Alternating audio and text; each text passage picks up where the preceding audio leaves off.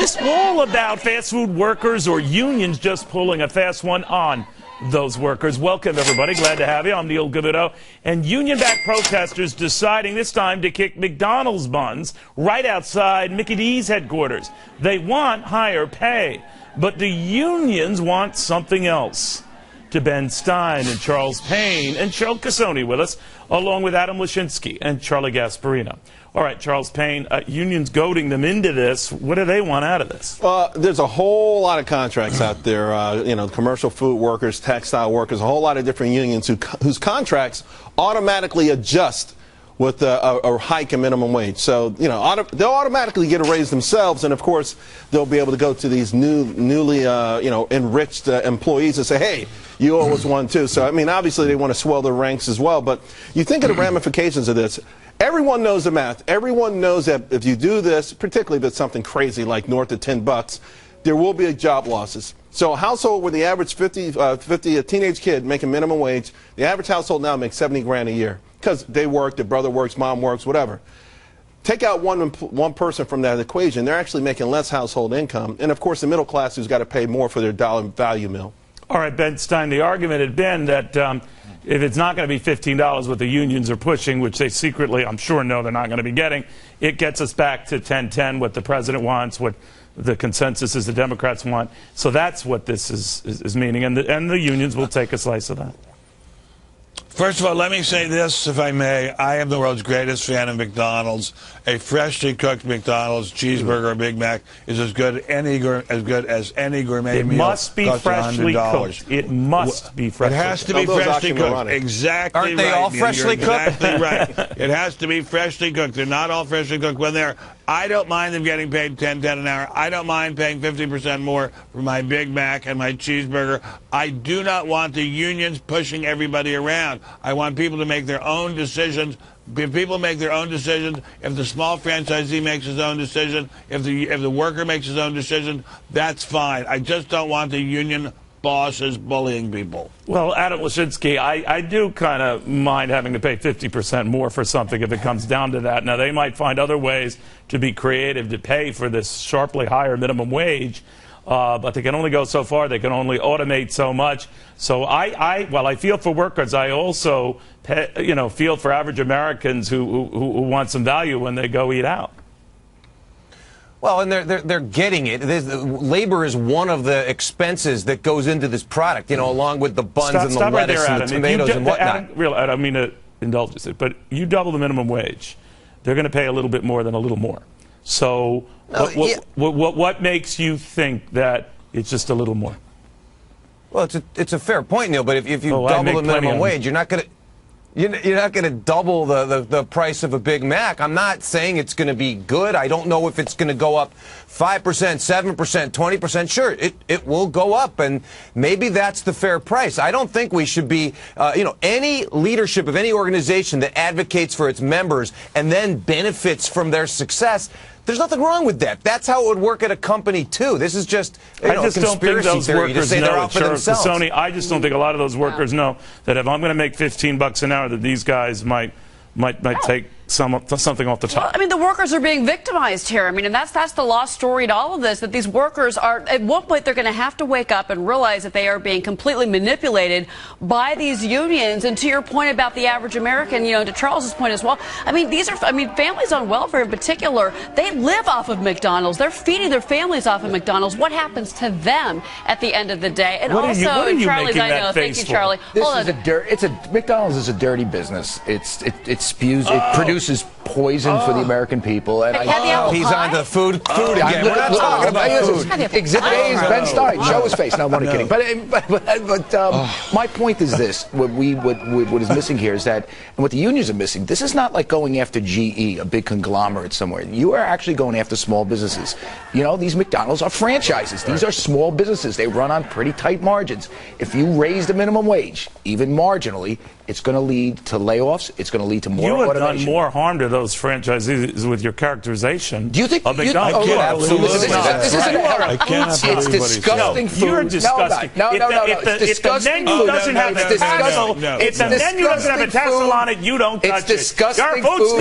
It's disgusting food. Cut his mic. We hate made it. with carcinogens. Charles Payne, what do you make of his ridiculous argument? He knows it's true. But the great thing about America, you know it's true. The great thing about America is we have options. We have options. We do have options. I'm going to have a bunch of relatives over.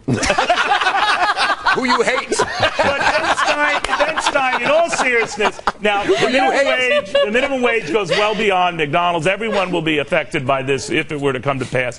Do you think it does come to pass, and what will the fallout be? Let's assume it is at a minimum the president's goal of 10-10. Then what? What happens, or do we easily adjust to this?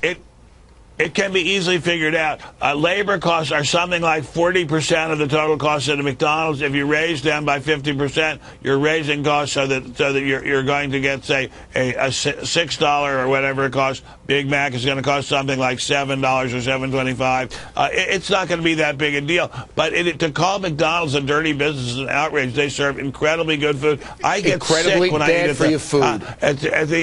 Incredible. I get sick when I eat at the high-end restaurants in Manhattan. You're a freak of Charlie nature. Gasparino. I get sick when I'm at the table with Gasparino. Listen. Eat all the. I couldn't care if you want to kill yourself. That stuff is really bad for you. It's not good. But that's a different topic. To that topic. No, it isn't. Here's what I want to look at in all seriousness on this is the argument for this, and I've had a lot of activists come on championing the minimum wage, and to Charles' point, they argue they'll be happy to pay it. Americans will be happy to pay a little bit more of this. And I'm looking at what happens to McDonald's when the price of those value meals go up. Or was it this week, I think, that Walmart warned that the consumer is retrenching a little bit, and that's with wages the way they are. So I'm thinking to myself, if that is happening now in this environment, with all things being as they are, wages being what they are, minimum hourly wages being what they are, then this cannot be a good harbinger of things to come if we rocket those wages. Well, we've been seeing that. We see that every week in the jobless data. We see that when it comes to average wages in this country, that they are flat. That's absolutely true. And also, don't forget what we've been seeing with commodity costs over the last 2 months. We have been seeing the exact types of things that, yes, Neil, and a lot of us do like, Charlie excluded. We like our beef. We like our burgers. I like a good steak. You don't get it at McDonald's. But we're going to McDonald's after the show. You know what's a good? You just interrupted. Cheryl was making a brilliant point. Cheryl, continue your brilliant point. The fact that commodity costs are rising is also going to add to the fact that you will see with this union issue, and if the wages go higher, you're going to see costs go up again. American families will see Charlie gas. Thank you. Can I make food elitist snob? Okay, take out my food elitism. But this is the interesting debate here. Is these are the types of jobs that are being created in Obamonomics. That's one of the reasons why we have these protests. We have not had good-paying jobs created in this economy. Are you for or against hiking the minimum? I'm against it, but there's an interesting debate. This is called. But there's a great back to the subject. No, but the subject is why are we debating this in the first place? Okay, because it's my show. These are the jobs that are being created. Charles Payne, what do you make of this? You know, I do like the idea that it's being put out there as a moral argument, and that's why you get good favorable polls, people saying, yeah, we should hike it, it doesn't come out of their pocket. But the moral argument is really inverse, is that you really are actually hurting people. Fewer people could get an entry-level job, start their way into the work system, and I think ultimately we actually hurt Americans at the benefit of the unions. You said something the other day, maybe, I don't know if you still feel this way or you're regretting how callous the remarks sounded, that we don't owe anyone anything. Something like that. Well, corporate America doesn't. You know, if a woman comes in there and she has 2 kids, it's not McDonald's obligation to adjust her income, her salary to her 2 kids. No, it was a valid point. This is really what's going on. It's a grab. We have a giant welfare utopia. But isn't the bigger point is we have very stagnant wages on the low end? Isn't that a legitimate concern? That is. All wages are coming down. Isn't that a legitimate concern? Why? But that is a big problem here. All right, Adam, final point. I think Charles is making a very good point. We get to decide as a country, as a polity, how we're going to help people who need help. We can have a higher minimum wage. We can have more social welfare programs. Don't you think our goal, though, Adam, should be to provide people jobs, and once they're in the door, things are cooking, no pun intended, then we can debate about increasing how much they're getting paid in those jobs. But shouldn't we get them in the door before we have protesters going out the door demanding still more money while they're presumably going back to work after the protest? You know, I think that this conversation is a good example. There's many variables involved. There's many variables that go into the price of a Big Mac. But the one variable you never mentioned, and there's many variables in how to design an economy. Adam, the variable you never mention, you always say what we owe them. You never say what people owe themselves. Charles, suppose there's no other jobs. Excellent. Very good, Charles. But suppose there's no other jobs out there. Very good. We have people that are working. That is very good. But Charles Payne just hit on it. This is why Charles Payne is going to get a show. He echoes this callous pick up your book. Excellent. It's his way of thinking. I'm going to keep the liberal bloggers busy, Dan. And man, oh man, can I just, John Stewart alone will have a field day with you. All right.